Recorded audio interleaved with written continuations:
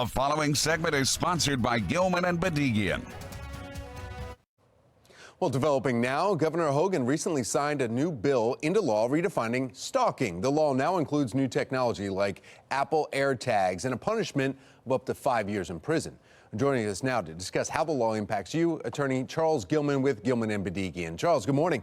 Good morning, Tom. How are you? I'm doing well. This is something, though, that when you read the law and you're like, okay, well, that makes sense. I can't believe that wasn't in place before. However, it's saying, you know what, you can't follow somebody with electronic devices without them knowing.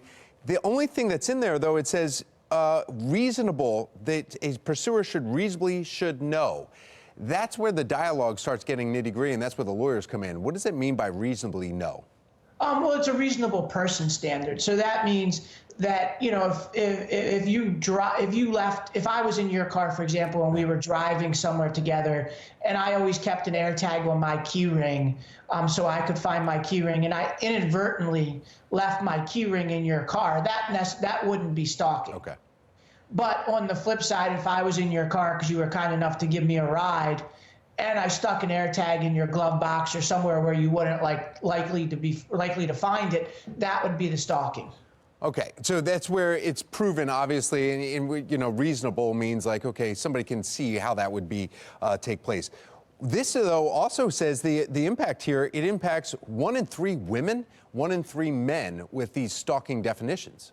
Yeah, I think that, you know, what happened was laws are old. Laws have been on the books for years, and they weren't keeping pace with all the electronic means, you know, these AirTags, the tiles, phones, whatever GPS devices are available now. So basically what the legislator and the governor did, in my opinion, was update the law to bring it current to 2022 and the technology that's available to somebody that wasn't available to them 5, 10, 20 years ago if they were going to commit the crime of stalking.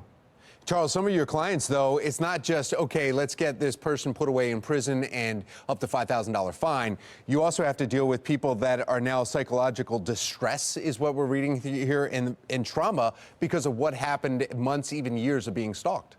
Correct. And, you know, so what we try to do, you know, the government is the one that's going to prosecute and put somebody in jail. But if the government doesn't do that, or even if the government does, we were looking at the law to kind of find a civil angle so that if somebody has some mental anguish or psychological treatment as a result of being stalked under the new definition, what remedies are available to them? And they'll be able to file a civil lawsuit. And if they can prove that they had damages like medical care, whether it's psychological or otherwise, lost time from work or anything along those lines, that person, the victim, will now be able to recover for that, just like they can for a car accident or a slip and fall. And they should. So that's great news right there. Charles Gilman with Gilman Bedigian, always great to talk to you and get your expertise. Thank you, Tom. It was great to see you. Thank you.